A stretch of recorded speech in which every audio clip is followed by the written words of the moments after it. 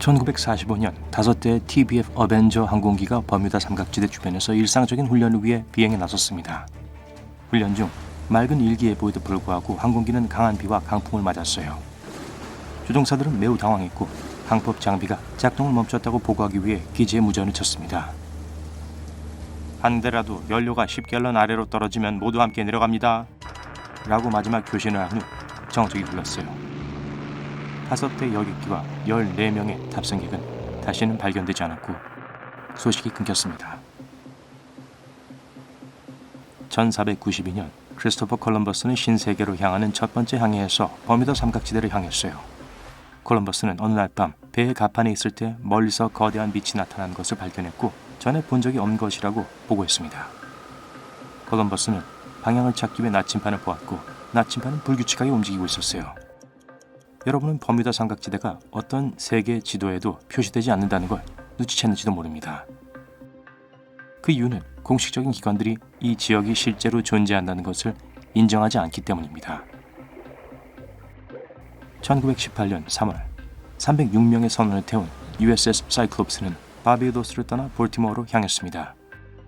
그 배는 여행 중에 버뮤다 삼각지대를 통과했는데 다시는 발견되지 않았습니다.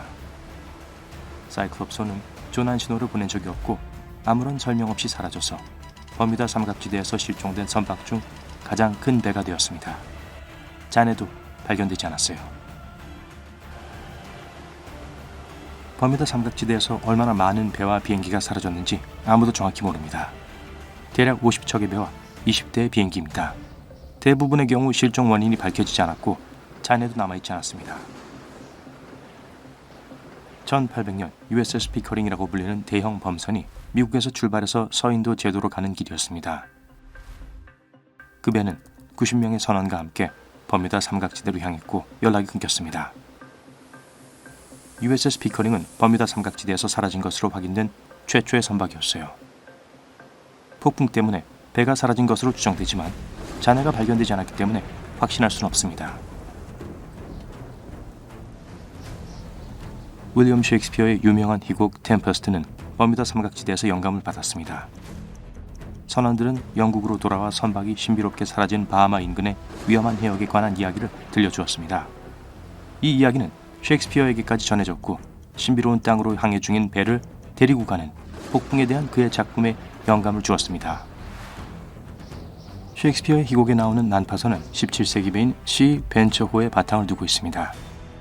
이 배는 영국에서 버지니아로 보급품을 나르던 중에 버뮤다 삼각지대의 거대한 폭풍을 만났습니다. 시 벤처는 3일 동안 폭풍에 시달리고 난 후 간신히 해안에 도달했습니다. 난파선의 생존자들은 황량한 버뮤다에서 9개월 동안 발이 묶였습니다.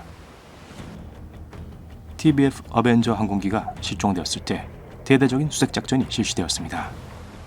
배와 비행기들은 항공기의 흔적을 찾기 위해 버뮤다 삼각지대를 수색했습니다. 수색선 중 하나는 PBM-5 메리너 비행정이었어요. 그 비행정은 오후 7시 27분에 이륙했고 3분 후에 일상적인 라디오 메시지를 보냈습니다.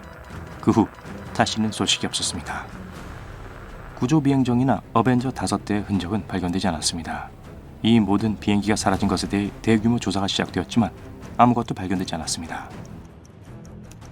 버뮤다 삼각지는 공인된 곳이 아니기 때문에 아무도 정확한 위치와 크기를 모릅니다. 어떤 사람들은 버뮤다 지역 주변 약 130만 평방킬로미터에 걸쳐 있다고 믿고 또 어떤 다른 사람들은 삼각지대 크기가 390만 평방킬로미터에 달한다고 믿습니다.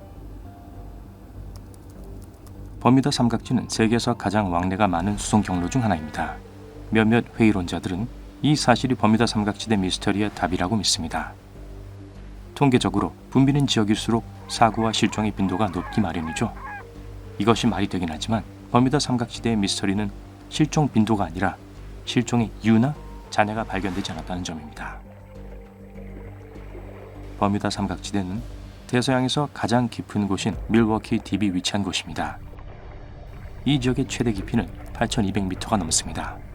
이곳은 해저에서 가장 깊은 곳 중 하나이지만 마리아나 해구의 1,700m에는 여전히 비교가 되지 않죠.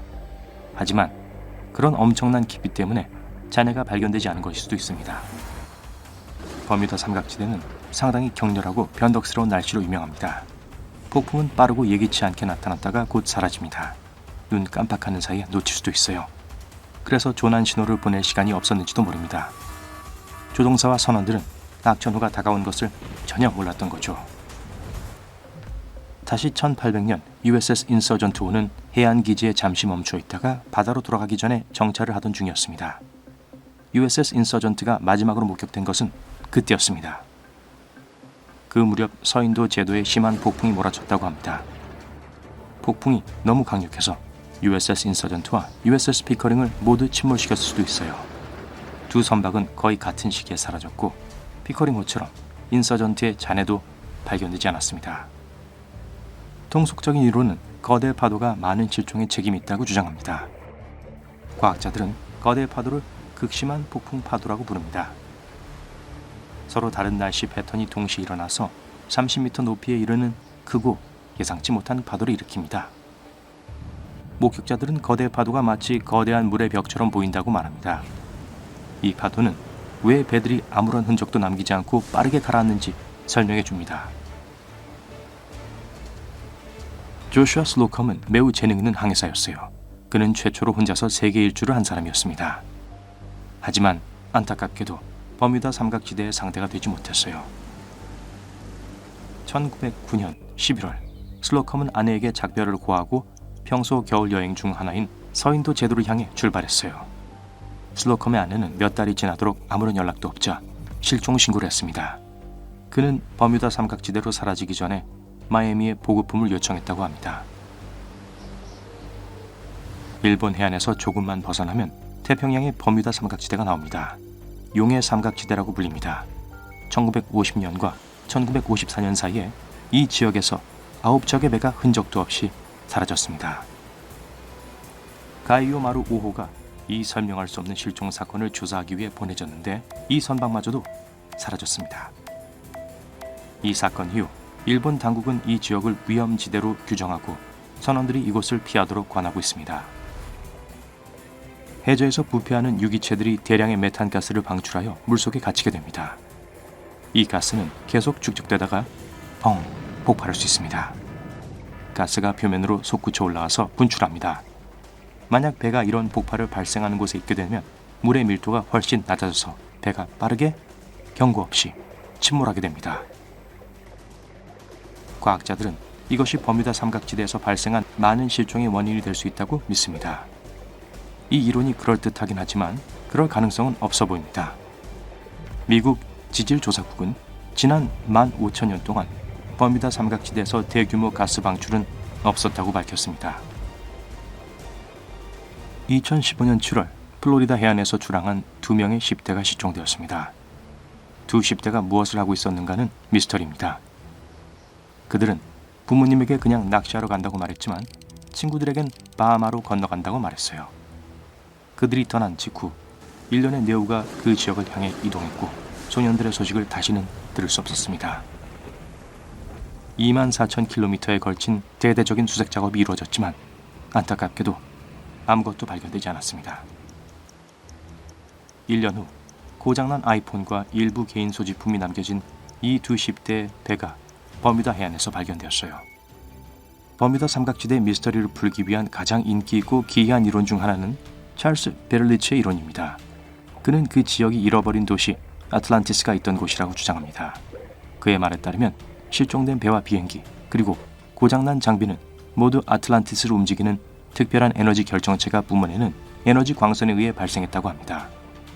황당하게 들리지만 베를리츠의 이론은 전 세계적으로 2천만 명 이상의 사람들이 그의 책을 살 정도로 충분히 설득력이 있었어요.